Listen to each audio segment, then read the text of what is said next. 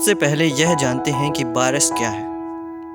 Virus एक सूक्ष्मतम संक्रामक चीज है जो केवल जीवित कोशिकाओं में ही रेप्लिकेट कर सकते हैं। चीज से हमारा मतलब ये जीवित नहीं है, क्योंकि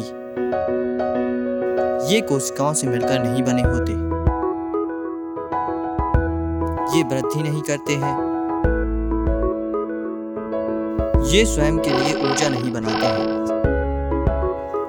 ये किसी रोबोट की तरह होते हैं जो अपने जैसे दूसरे बनाते हैं, ना कि जन्म लेते हैं। इसी को रेप्लिकेशन कहते हैं, जो प्रजनन नहीं है। वायरस के एक कण को वायरॉन कहते हैं। सामान्यतः वायरॉन केवल प्रोटीन के खोल तथा डीएनए या आरएनए से मिलकर बना होता है।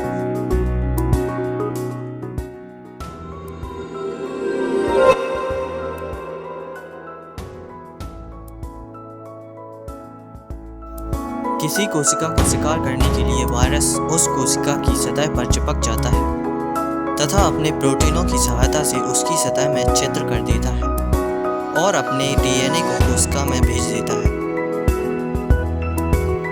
जहां कोशिका डीएनए के अनुसार वायरस का निर्माण करती है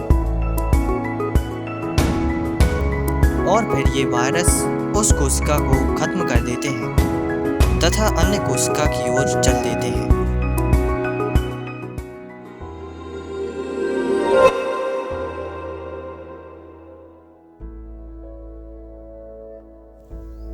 जिस प्रकार जीव जंतु जिंदा रहने के लिए प्रकृति पर निर्भर करते हैं, उसी प्रकार वायरस जीवन व्यतीत करने के लिए जीव जंतुओं या जीवित कोशिकाओं पर निर्भर करते हैं।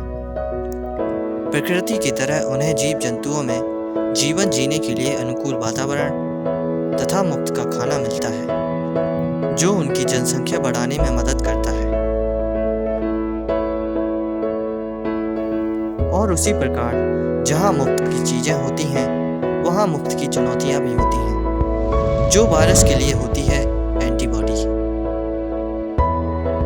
एंटीबॉडीज हमारी प्रतिरोधक क्षमता के हथियार होते हैं, जिनका मूल उद्देश्य ही वायरसों को खत्म करना होता है। शरीर इनका निर्माण वायरस से लड़ते हुए करता है, जिसका एक नुकसान यह है कि वायरस शरीर को क्षति पहुंचाता है। इस तरह एंटीबॉडीज प्राप्त करना नुकसानदायक होता है, क्योंकि यदि वायरस जानलेवा हो तो फिर उस वायरस से बनी हुई एंटीबॉडीज का क्या फायदा। इस समस्या का सबसे बड़ा हल है वैक्सीन या टीका। यह एक प्रकार का झूठा वायरस हमला हमारे शरीर पर करता है, जिसे हमारी प्रतिरोधक क्षमता असली समझकर उसे खत्म कर देती है तथा उस वायरस के भविष्य के आक्रमण के लिए एंटीबॉडीज का निर्माण कर लेती है।